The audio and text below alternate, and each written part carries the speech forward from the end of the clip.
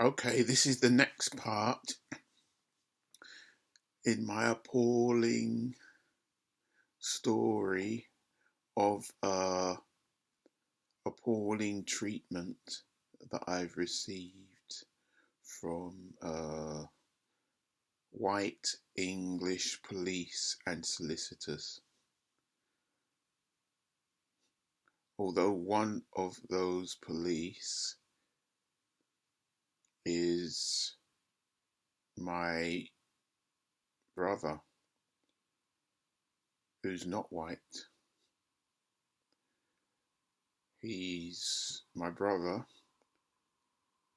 and he's obviously black, and he's a British transport police officer. But his sister-in-law, who helped him, abused me and exclude me as a legally named executor of my late mother's will. She is white English, and she is a solicitor. She's white English. She's a solicitor. Her name's Emily Kapoor. That's her married name. Her single name, Emily Copson. And I will be speaking about her at a later date. So today I want to tell the story, a further story of Cumbria Constabulary, Cumbria Police. Cumbria is in the northwest of England. It's in the northwest of England. I had the misfortune to encounter Cumbria Constabulary because the solicitors, the probate firm that has made my life a living hell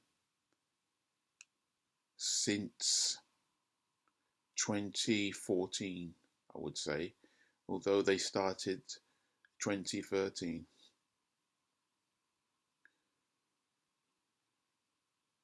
They aren't from London, even though I live in London, and my mum lived in London.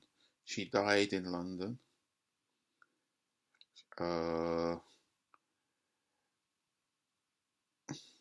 They're not from London. They're from Cumbria. They're from Cumbria. That is hundreds of miles away from London. It's hundreds of miles. It's over 7 hours, 8 hours traveling by coach and train. It's about 4 hours by train. It's a long way away from here. And yet these solicitors are so arrogant that they believe that they can do what they like, where they like. They're not from London, and yet they've come to London to destroy my life.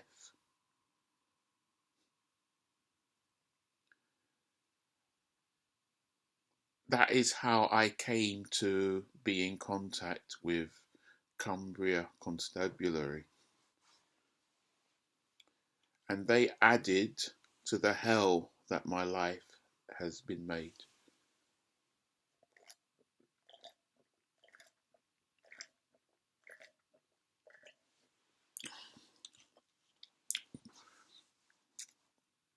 I've previously already laid the background for how things done to me by the joint owner, director, solicitor of this Cumbrian firm, GEDYE and Sons. GEDYE and Sons, GEDYE, GEDYE and Sons. I've laid background. I've also made a previous video, one of my earlier videos, where I spoke extensively of appalling treatment from Cumbria Constabulary, police in Cumbria Constabulary. I felt so strongly that I made that video out of chronological order. I made it out of chronological order. I felt so strongly. Today's one took place before the event of the first one I did about Cumbria Constabulary. It took place before those events.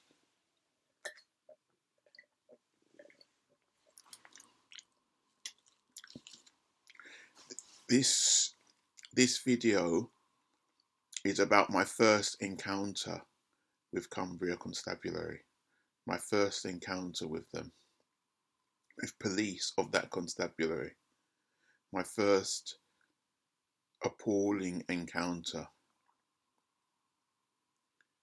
Yes, I do regard Cumbria Constabulary as racist, extremely racist. I do. It wasn't hard for me to come to that conclusion, the way I was treated by them. Cumbria is a predominantly white part of England. When I say predominantly, I mean like 99%, because, that's the impression I got when I visited there.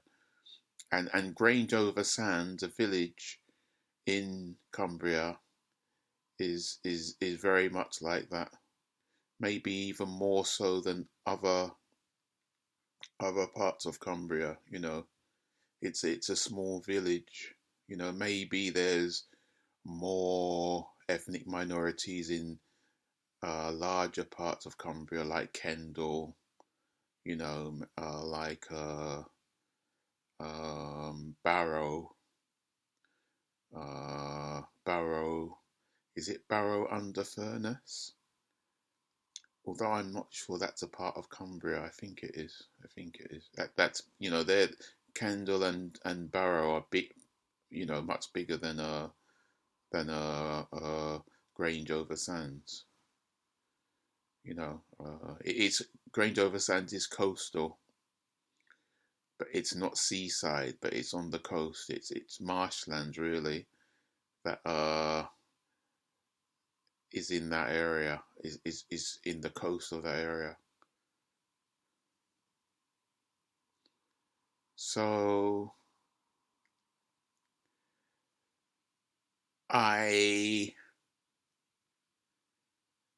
to summarize, this is about I visited Grange-Over-Sands in 2016. I visited Grange-Over-Sands because I wanted to speak to and confront the devil solicitors, the crooked, evil, white English racist solicitors of Grange-Over-Sands, GEDYE and Sons. I wanted to speak to them and confront them because they had been ignoring many letters, emails, and phone calls I made to them, challenging and questioning they're removing and excluding me as a legally named executor of my late mother's will,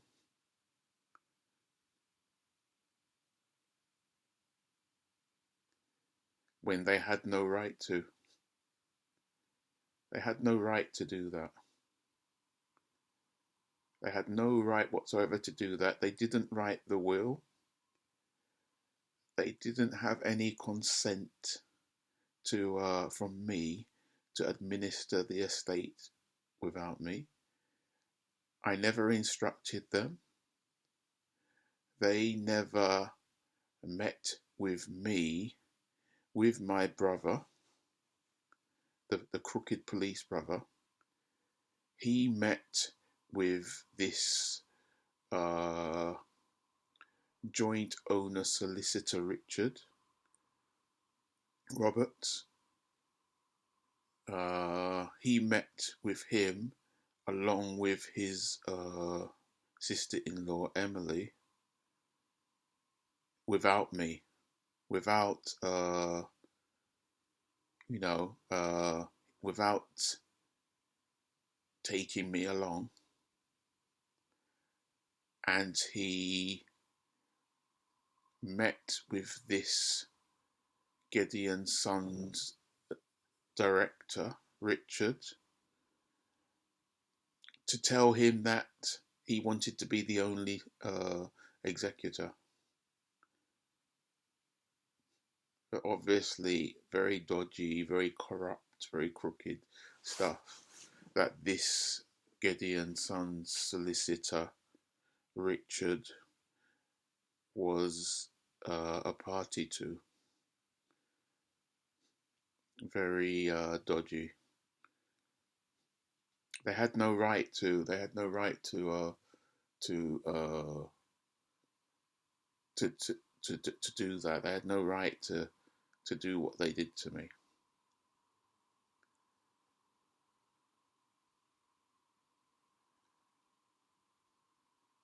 So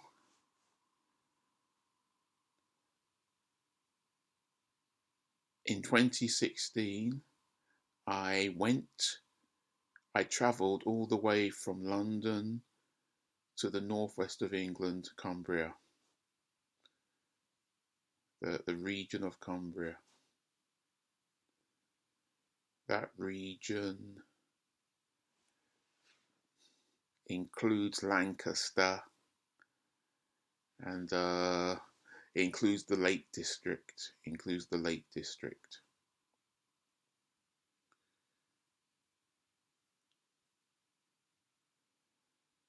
I travelled there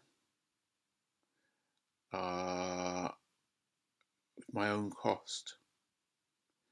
Before I travelled there, I had been writing this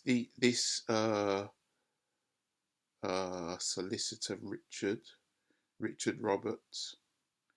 I don't see why I should hide his name or identity.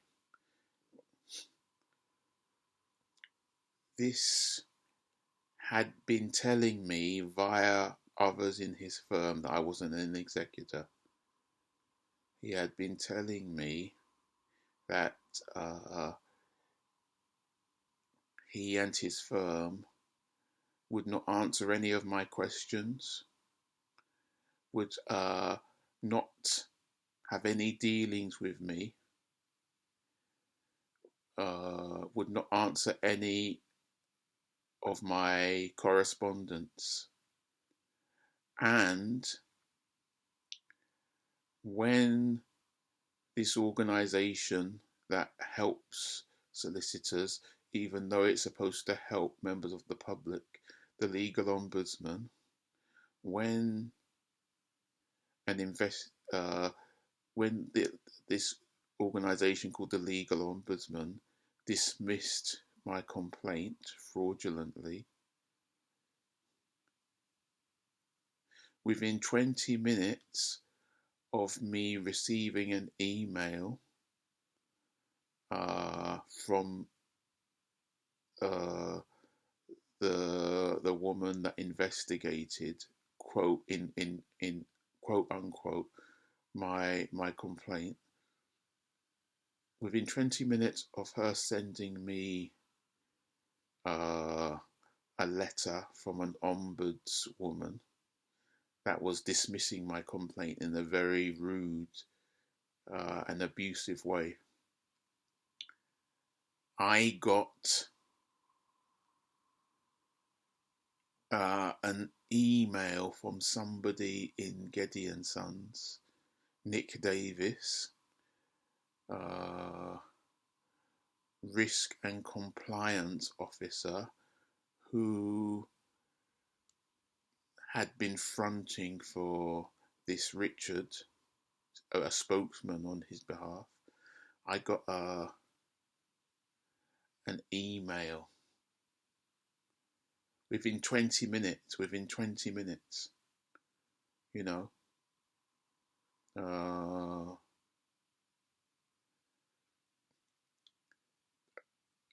And basically from the time I got that emails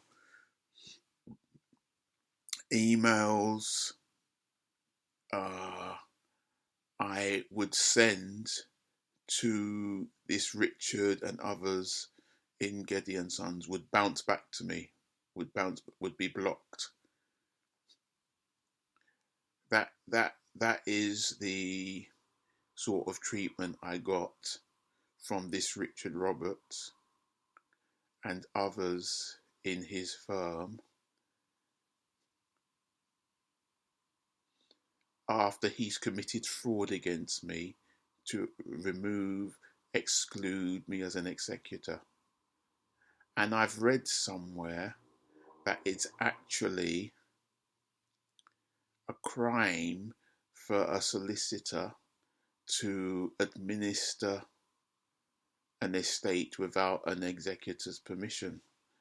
I wonder if I can see that here somewhere. Let me just see if I can see that here somewhere. I have it easily accessible. I'll just have a look here. I might not. Doesn't look like I do have it easily accessible. Just having a look here.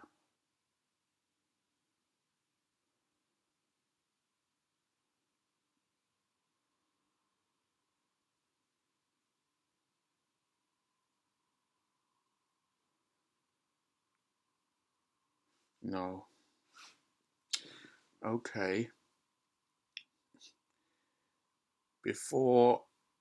Even before I went to Grange-Over-Sands, to their main office, they had made my life hell. And I went on the train to Grange-Over-Sands, Cumbria.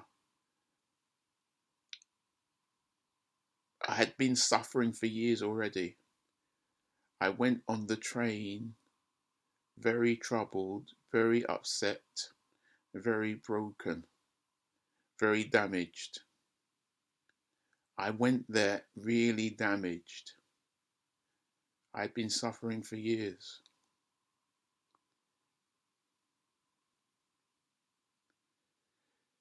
These white English solicitors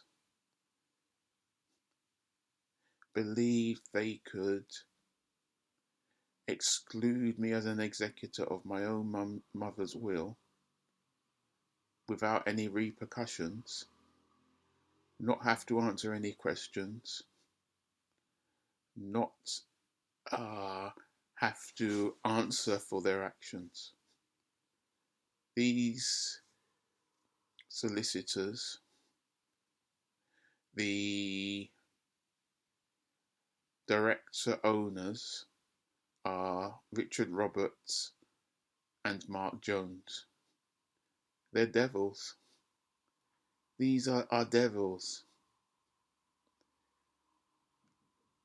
And they reflect many English solicitors, I would say. Reflect many.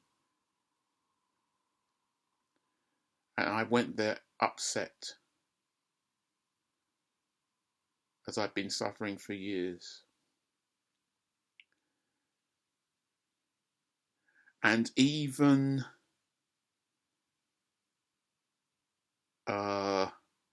though it was my first time going there, my first time going to that area of the country, I arrived on Monday, and by Wednesday, by the third day, I'd been there 2 days. By Wednesday, I had been arrested by 2 white Cumbria Police of Cumbria Constabulary after I was abused by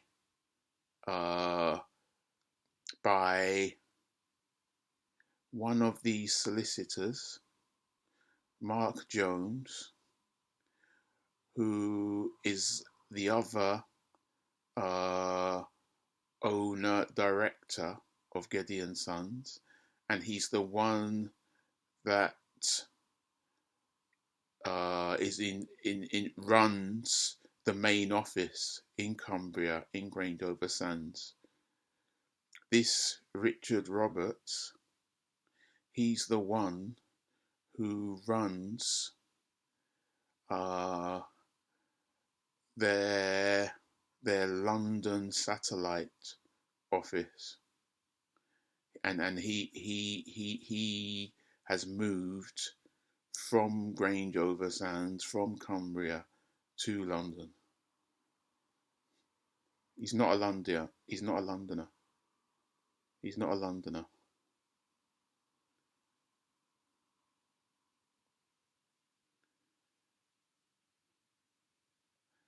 I arrived on a Monday. On a Tuesday, I went to the town to look for the office. I found the office, but I didn't enter. I just took photographs. On Wednesday, when I went to the office, I entered in at the reception, and I spoke to the receptionist, and I told her I would like to speak to either Mark Reynolds, the probate manager, or Mark Jones, the one of the solicitor director owners, as he had dealt with a written complaint I had made, and I had met him when he visited London. So I asked to speak to either of them, but when she went in and spoke to this Mark Jones, he rushed out into the reception to meet me, shouting, "Get out of here, you! Get out now! You're trespassing!" Yes, that's what he did. He rushed out to meet me, rushed out aggressively. It was shocking. I'm trespassing. You've taken £21,000 from my mother's estate. A third of that £21,000 comes out of my share of the estate. You've taken a massive amount of our inheritances, me and 2 siblings, and I'm trespassing. Really?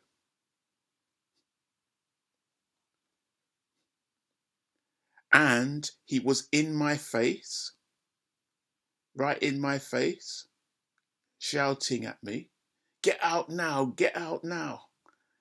And he took my rucksack from me, took it out of my hands,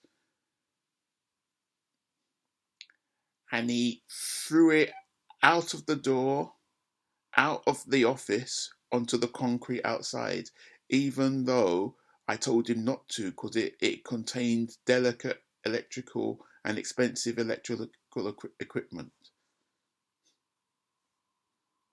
He said, "I don't care." And when he did that, he called the police. He called the police.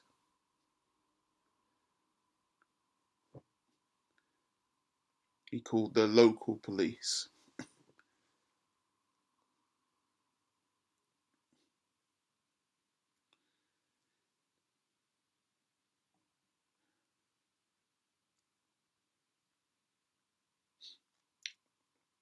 My guess is that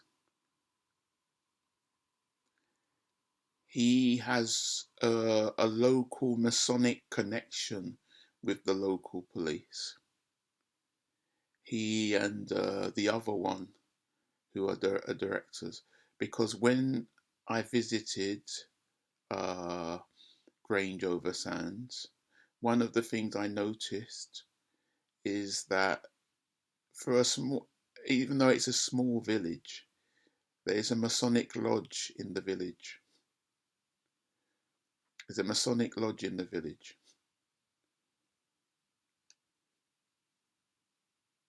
It gives you an idea of who runs the village of Grange-Over-Sands.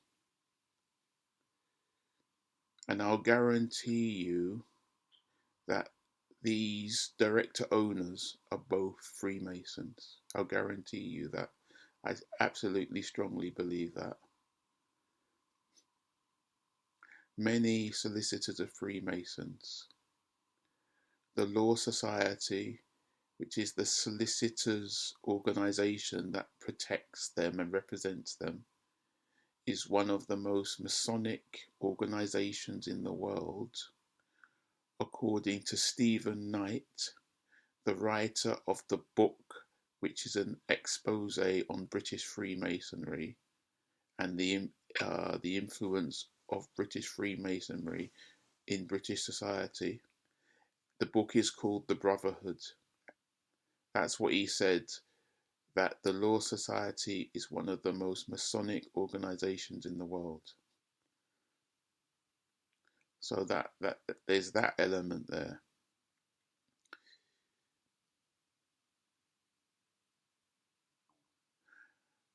I was so shocked by what had been done to me that I decided to wait for the police so that I could report to them the abuse I had suffered from this solicitor, Mark Jones, this GEDYE and Sons director, owner, Mark Jones.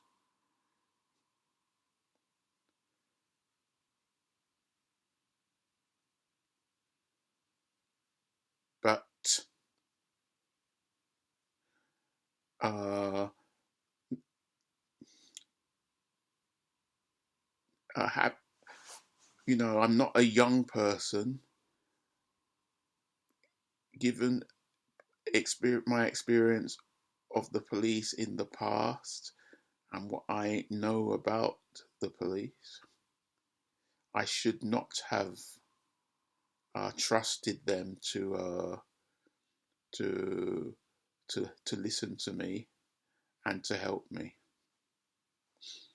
because when the police arrived, two of them, after one of them spoke with this Mark Jones in his office in the back, out of my hearing for a long time, and the other policeman PC Joshua Wilson sat with me.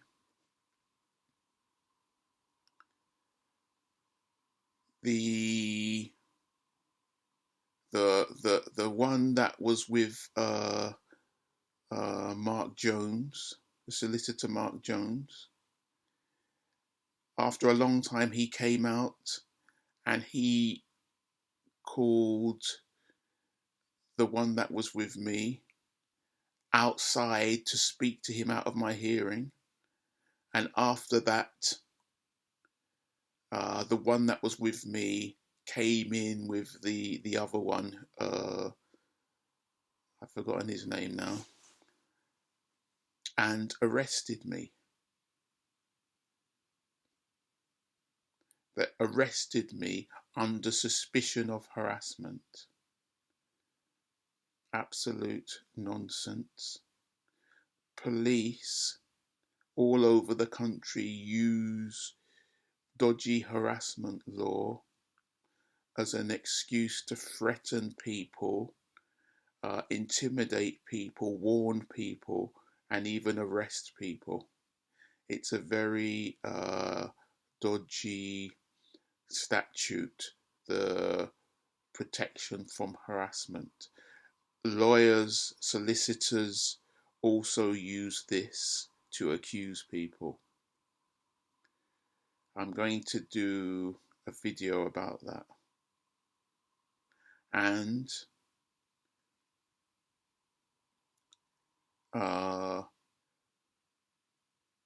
the report I made to the police who was with me, he didn't take it down anything. He didn't take any notice. He didn't record any of that. They only came to arrest me. They never came to make peace. They never came to give me any notice whatsoever. I was arrested, and not only was I arrested, I had handcuffs put on me. Not only did I have handcuffs put on me, these were handcuffs I've never seen in my life before. They were horrible, horrible handcuffs. I would say they were slave handcuffs, because they held my hands. They held my hands like that, apart from each other. They had some sort of they weren't ones where you could do this. They held my hands rigid like that. I felt like an African slave. I've never seen these handcuffs in my life. It looks like these handcuffs were meant for, you know, some I don't know, like the Hulk or someone, you know. And they held my hands like that apart, just like an African slave. That's how bad it was. That's how bad it was. It's shocking. And my hands were held like that for the half hour, 40 minutes it took for him to drive me to Kendal Police Station. Kendal Police Station.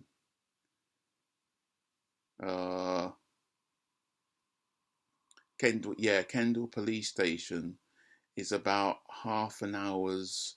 It's quite far from Grange. It's at least half an hour's drive on a motorway, actually, from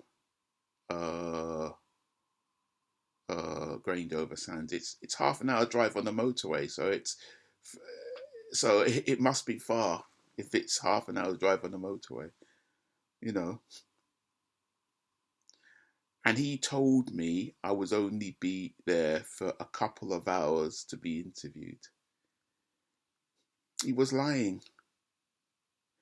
I was there for 24 hours. I wasn't interrogated till the next day.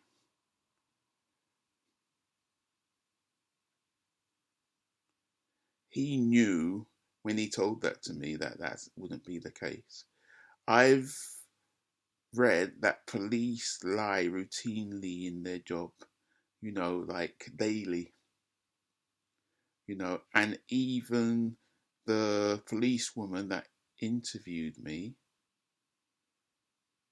when I told her, either her or someone else, when I told her what he said, she said, I wish he didn't say that.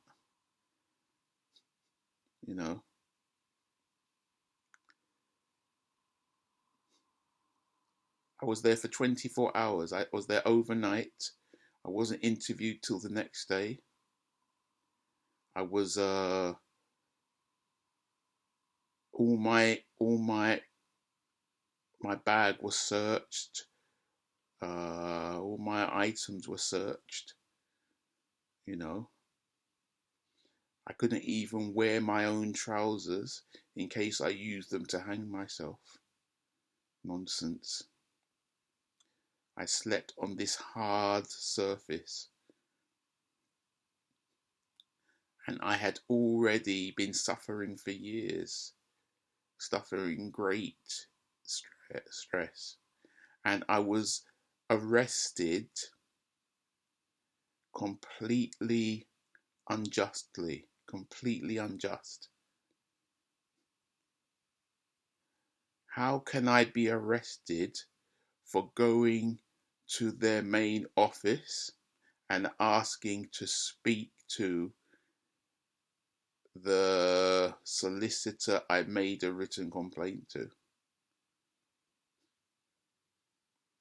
It's outrageous.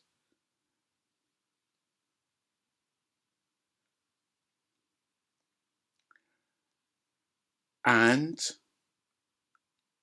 I was threatened several times while I was in their custody, while I was in their police cell. They wanted to take my DNA, my fingerprints, and my photograph, and I refused. And then they started threatening me that if I don't agree, they'll force me.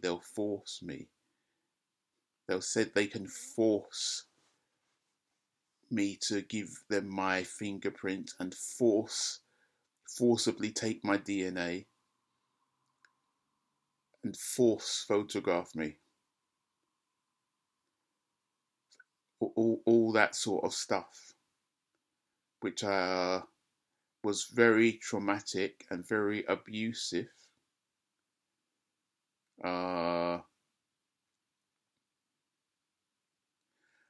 I didn't want any of that, because you do that to criminals. I was far from being a criminal, very far from being a criminal. I was the victim. Not only was I the victim, I was the victim that had been a victim for years. I had suffered stress for years. I have been abused by these devils for years. They're devils. Especially Richard Roberts. Especially Richard Roberts, who regards himself as a pillar of society, who likes to be quoted in newspapers, and has even said that he's appeared on BBC Radio 4,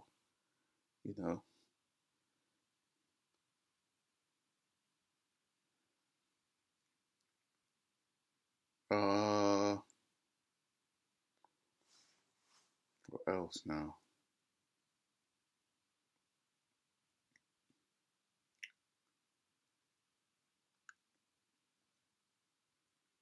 Because of their threats, I was forced into allowing my DNA to be taken, and fingerprint, and photograph. Although the photograph she took of me, I refused to look into the camera. I consider their threat to me to be abuse. And they even got a solicitor to call me to tell me that they can force you, you know, they can force you. Nonsense. Nonsense. If that was to happen again, I would refuse whatever they threatened me with. I was also asked to sign information that they had written down about me, processing me. I was asked to sign that. I asked, do I have to? And I was told by I think they call them the station sergeant. Well, you should to confirm that everything we've written about you is correct. Years later, I find out that that's not why they ask you to sign. They're asking you to sign to basically to agree to consent to any future prosecution. That's basically why they're asking you to sign, and they're asking you to sign to connect to the legal fiction. You know, because the form is in the name of the legal fiction, the government legal fiction. They're basically asking you to admit that the legal fiction, the government legal fiction, is you, and you own that, and you identify with that. That's because they need your consent to even prosecute you. They need your consent, but they'll manipulate your consent. You know.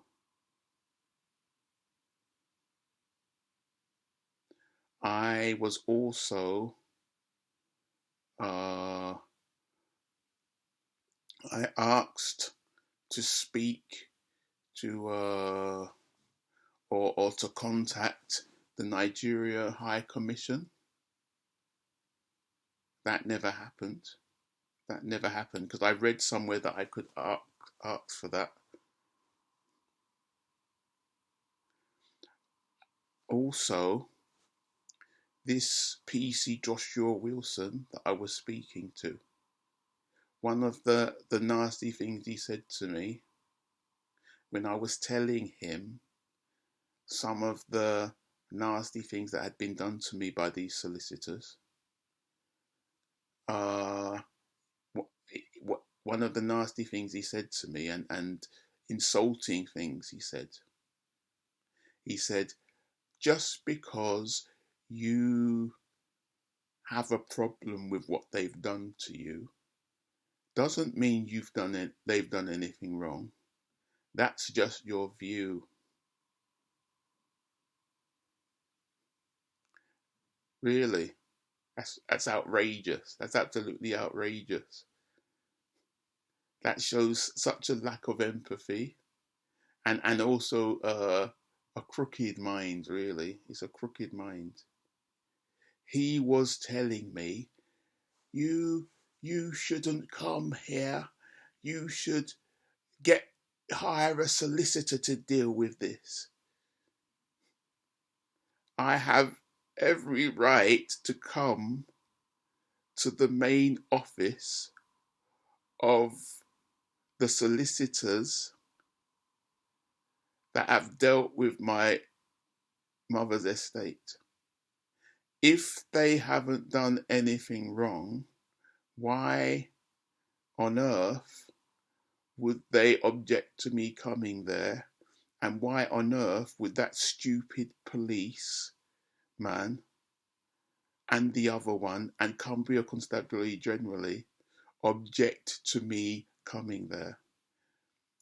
Or is it that they are very happy that this firm, GEDYE and Sons, have all the way from Grange-Over-Sands, Cumbria, carried out the fraud on me in London to exclude me as an executor?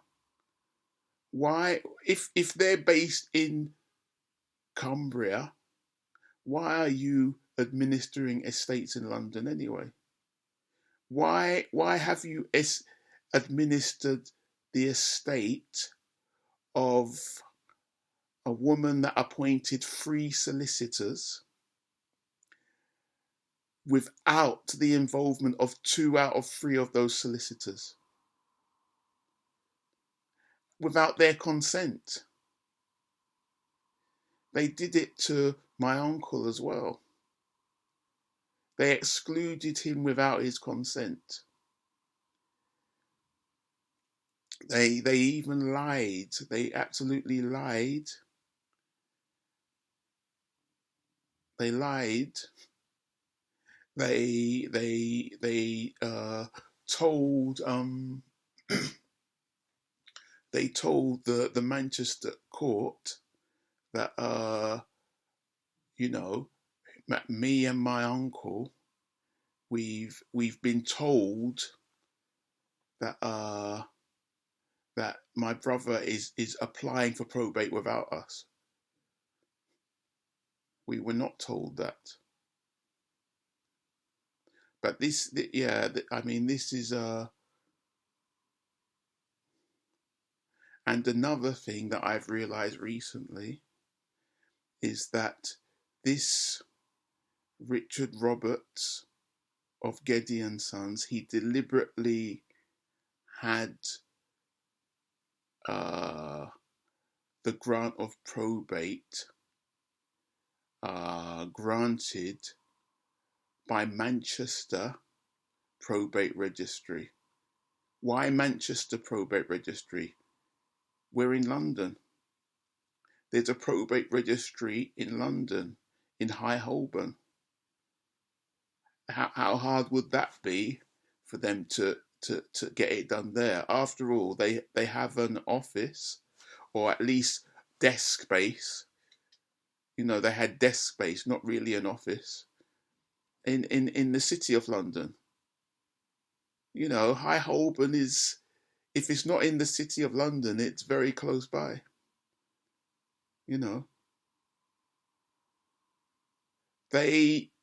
he had it done there so that it would be hard for me to go there and to tell them there what he's doing to get what he's doing stopped. That's why he had the probate granted in Manchester. There's probate registries in Cumbria. He could have had it done in Cumbria. He could have had it done in Cumbria. You know, Manchester's far away, and I visited Manchester probate registry at Manchester High Court of Justice 3 times. I had to spend a lot of money to travel there, and to spend, you know, it took a lot of time and effort. It wasn't easy, and I didn't get much done. This is how solicitors carry out fraud. This is how they carry out fraud. So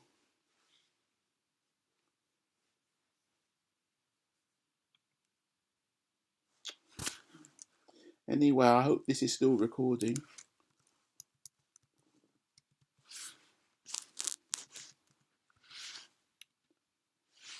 It should still be recording. I don't want to spend much longer.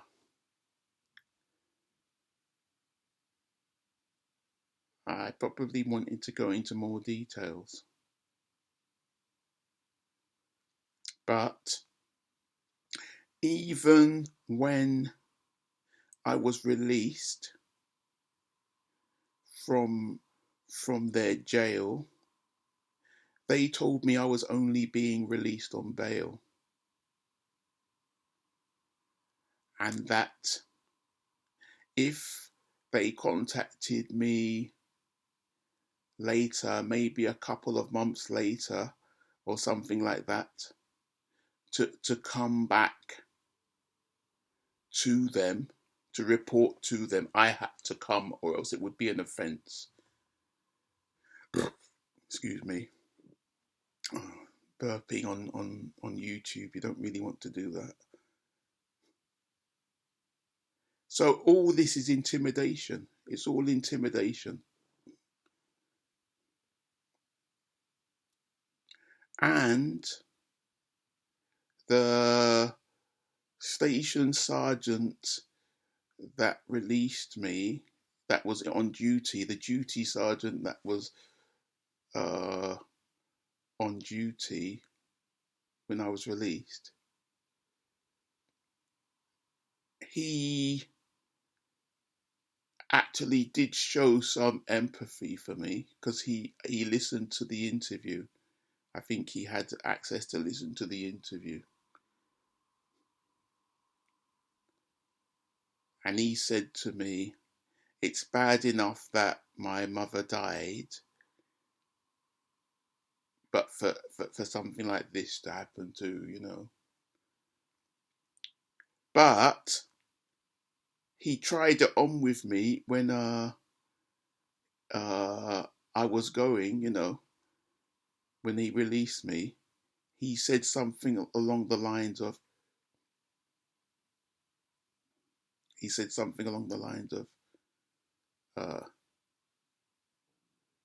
you know, like when they act like they're letting you go, but they want you to learn the lesson, you know, like, have you learned your lesson?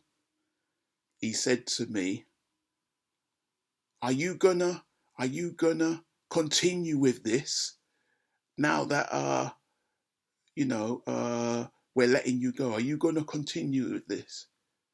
Are you gonna leave them alone? And I answered him, why should I do that? Instead of to explain to me why I should leave them alone and stop fighting for justice, not stop fighting for justice for myself, so that they don't get away with what they've done. Instead of him to tell me why I should do what he said and leave them alone, he said to me, the way you've answered that tells me you're not gonna stop. I'm glad you worked that out.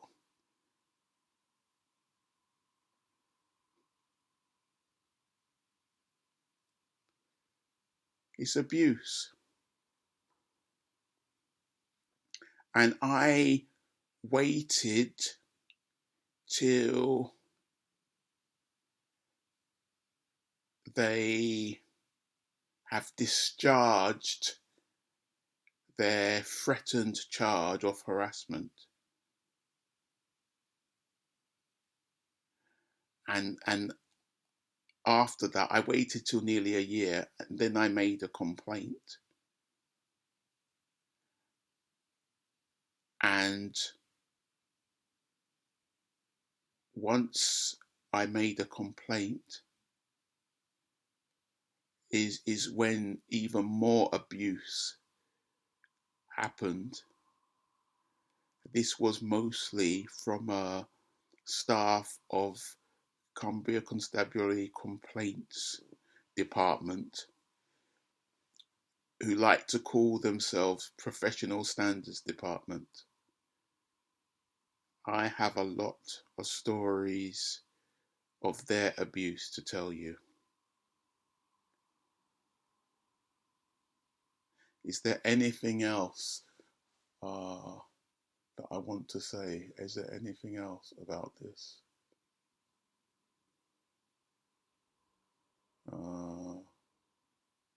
Just trying to think, is there anything else?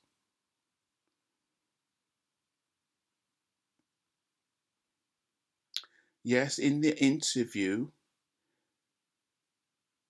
the sort of questions they were asking me is, why did I go to that office?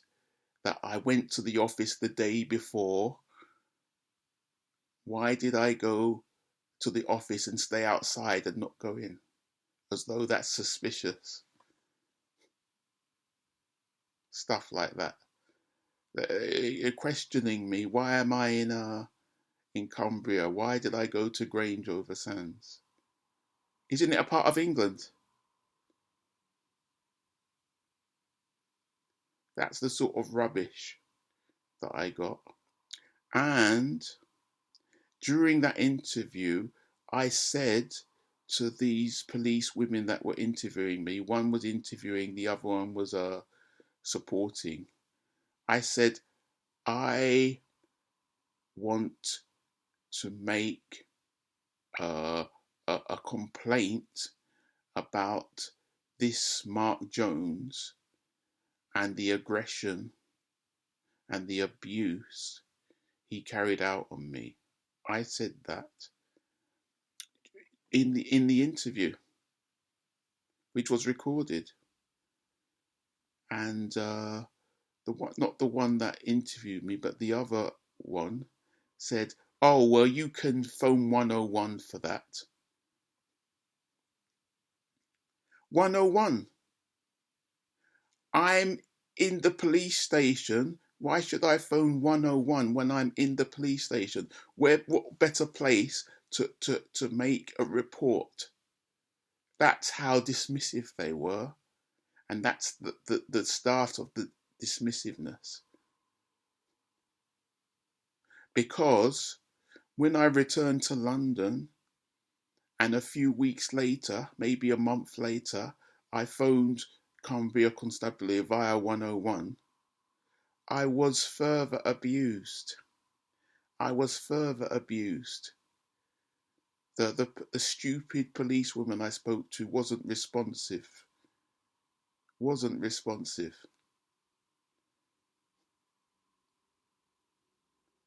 And this is what that policewoman in the interview, in the interrogation, said I should do.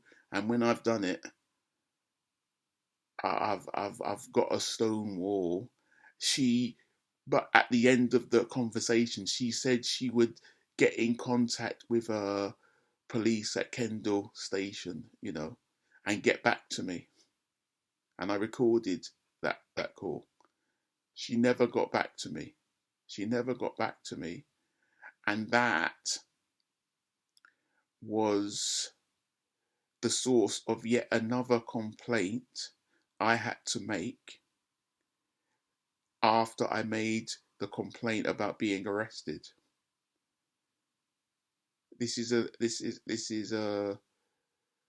Neither of those complaints was dealt with appropriately, fairly, with sympathy or empathy. I was abused with both of them, and they put both complaints into one. They put both complaints into one, and still messed it up. Still, even though they put both complaints into one, they only dealt with one of the complaints. So this is the beginning of the abuses, appalling abuses I've suffered from that Cumbria Constabulary individual policemen and women, and individual Cumbria Constabulary complaint staff, and even staff management in their disclosure unit, where you you send subject access requests.